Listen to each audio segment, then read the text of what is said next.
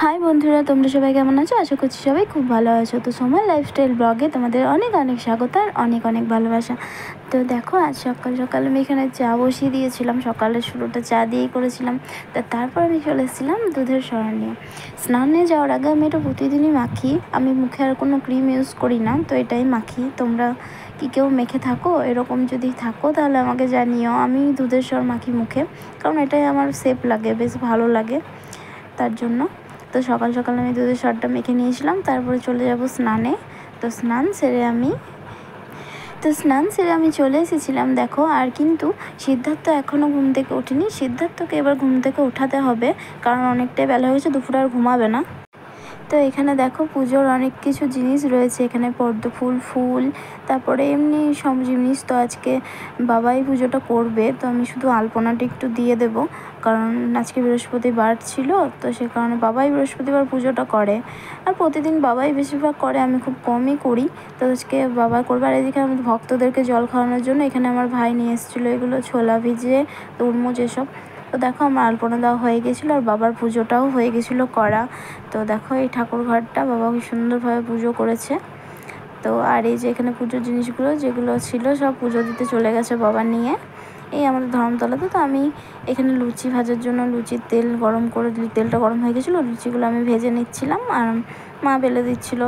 তো আমি এখানে লুচিগুলো ভেজে নিয়েছিলাম, আর বাবা ওখানে আলুটা ছানছিল, গরম আলুগুলো চপ করার জন্য।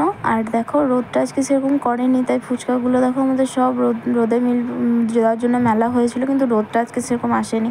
তো আমার এখানে কড়াইয়ে সামান্য একটু ঘি দিয়ে দিয়েছিলাম। এবার একটু সেমাইয়ের পায়েস করে নেব। আজকে তো নিরামিষ, কারণ সে ঠাকুরকে জল দেবো, সেজন্য নিরামিষ খাওয়া হবে। তো এখানে আমি কুমড়ো আলু ছোলা দিয়ে তরকারি করে নিয়েছিলাম একটু, আর সাথে ছিল লুচি আর পায়েস। তো এইটুকুই করে নিয়েছিলাম আজকে। আর মিষ্টি তো থাকবেই, কারণ আজকে তো আমিষ কিছু খেতে পারবো না, ভাতও খেতে পারবো না, সেই জন্য।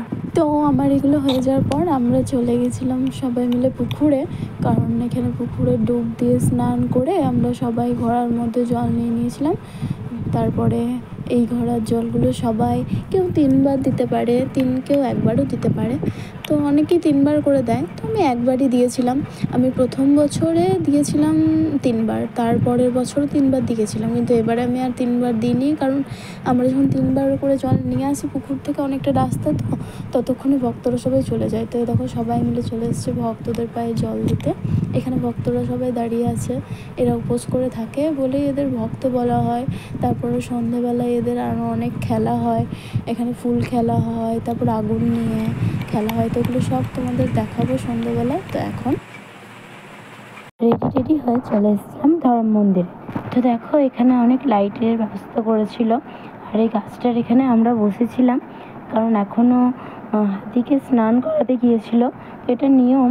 তো তার জন্য এখনও আসেনি, তো আমরা এখানে বসেছিলাম। দেখো, সিদ্ধার্থ, মা, আমি, বড় মা, তো এই যে হাতিটাকে নিয়ে চলে এসেছে স্নান করিয়ে। এখানে এবার খেলা হবে, তো খেলাটা আমরা দেখবো, তোমরাও দেখো। তো আমার গলাটা একটু বসে গিয়েছে, সে কারণে আমার কথা বলতে একটু অসুবিধা হচ্ছে, আমার প্রচণ্ডই ঠান্ডা লেগেছে। তো দেখো, এখানে আমাদের আগুন খেলা হচ্ছিল। তো আগুনটা মানে কাঠ জ্বালিয়ে আগুনটা জ্বালানো হলো।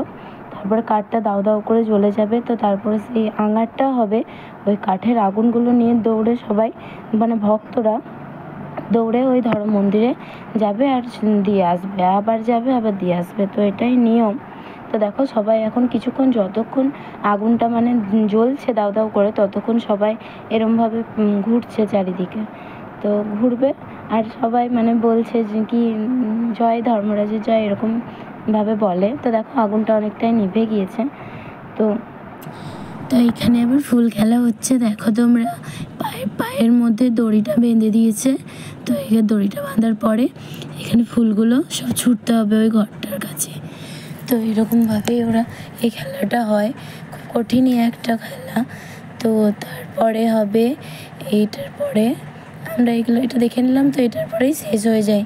তো তারপরে আমরা একটু ওখানে বসে, অনেকটাই ভিড় ছিল, আর এত গরম, তার মধ্যে এত কষ্ট হচ্ছিল, আর আমার গলাটা পুরো বসে গিয়েছে। আজকে পুকুরে স্নান করেছিলাম, সেই কারণে তো 2বার ডুবেছিলাম, তারপর ঘরে স্নান করেছিলাম, সেই কারণে গলাটা আমার খুবই অবস্থা খারাপ। তো দেখো, তারপরে কাজগুলো হয়ে যাওয়ার পরে এই যে আমরা একটু এখানে দাঁড়িয়েছিলাম, তারপরে একটু ফুচকা টুচকা খাওয়াটাও হলো। তারপরে এই যে একটা দোকান ছিল, ওখানে আইসক্রিম নিয়ে নিয়েছিলাম। তো আইসক্রিমটাও খেয়ে আরও গলাটা বসে গেছিলো। তো আজকের ভিডিওটা আমি এখানেই শেষ করছি, আবার দেখা হবে নেক্সট ভিডিওতে। ততক্ষণ ta-ta, bye bye, take care.